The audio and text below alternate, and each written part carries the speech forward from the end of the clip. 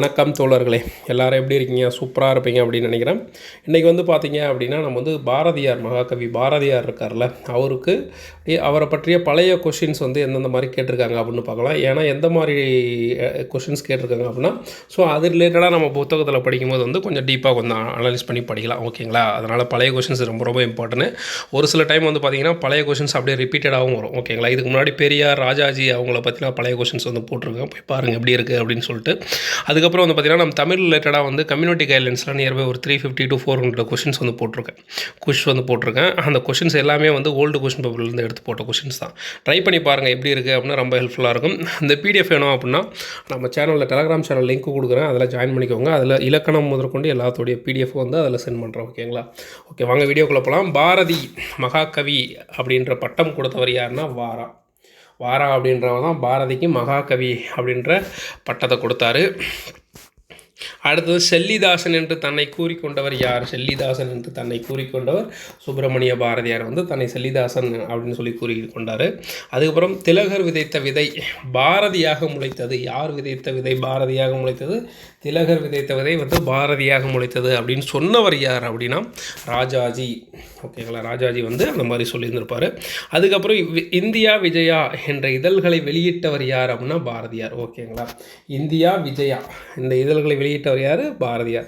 India அப்படின்ற இதில் தான் வந்து பார்த்திங்கன்னா என்ன பண்ணிருப்பார், கார்ட்டூன் படத்தை வரைஞ்சிருப்பார், கருத்து படம், அந்த கேலி சித்திரங்களை வரைஞ்சி இந்தியாவிலேயே முதல்ல பாரதியார் தான் வந்து ஸ்டார்ட் பண்ணியிருந்திருப்பார்.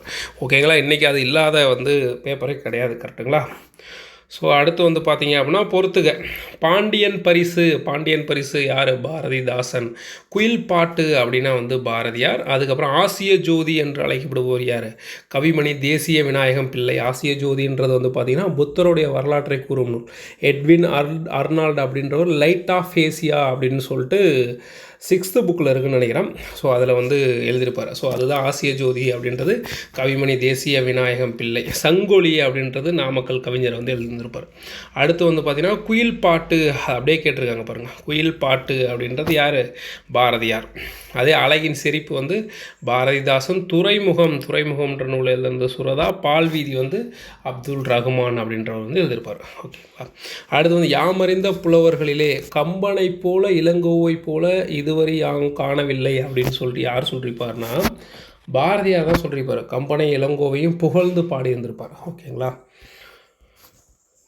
நமக்கு தொழில் கவிதை நாட்டிற்கு உழைத்தல். அப்படின்னு சொல்லிட்டு முழக்கமிட்டவர் யார்னா சி. சுப்பிரமணிய பாரதியார். ஓகேங்களா? இயற்பெயர் கண்டறிக. பாரதியாருடைய இயற்பெயர் என்னது? சுப்பிரமணியன். பாரதிதாசனுடைய இயற்பெயர் சுப்பரத்தினம். சுரதாவுடைய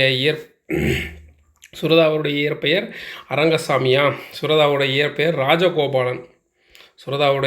ராஜகோபாலன். வாணிதாசனுடைய இயற்பெயர் என்னது? அரங்கசாமி. அடுத்து வந்து பார்த்தீங்கன்னா நாமர்க்கு குடியெல்லாம் எனும் பாடல் யாரை அச்சமில்லை என பாடத் தூண்டியது? ஓகேங்களா?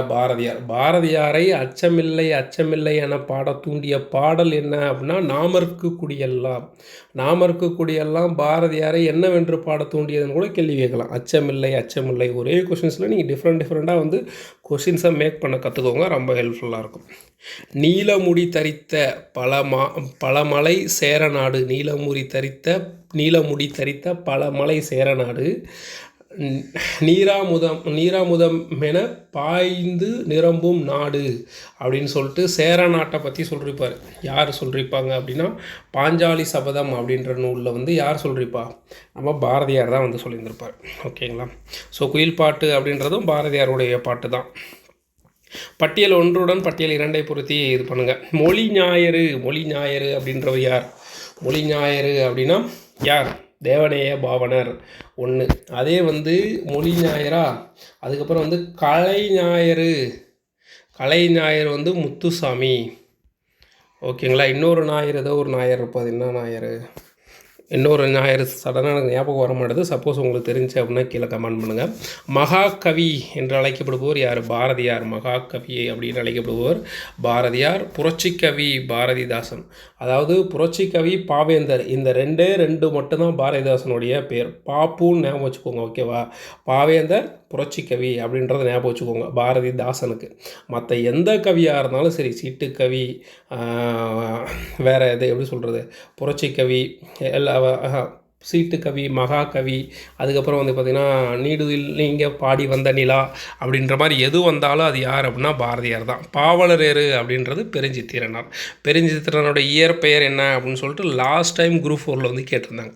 ஓகேங்களா, துரை மாணிக்கம் அப்படின்றது பாவலர் பெருஞ்சித்திரனாருடைய இயற்பெயர்.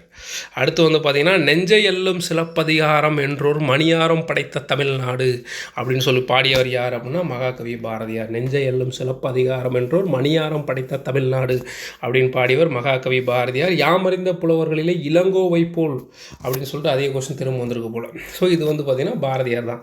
ஸோ பாரதியார் வந்து ஸ்கூல் புக்கில் எங்கெங்கெல்லாம் இருக்கார் அப்படின்னு சொல்லிட்டு ஒரு காணொலி ஒன்று போட்டிருக்கேன். ஓகேங்களா, புது புக்கு பழைய புக்கு 2 இடத்துலையுமே எங்கெல்லாம் இருக்கார் அப்படின்னு சொல்லிட்டு என்னோடய நோட் பண்ணி அதை வந்து வீடியோவை போட்டிருக்கேன். போய் பாருங்கள், கண்டிப்பாக ஹெல்ப்ஃபுல்லாக இருக்கும். தேங்க்யூ ஃப்ரெண்ட்ஸ், பாய்.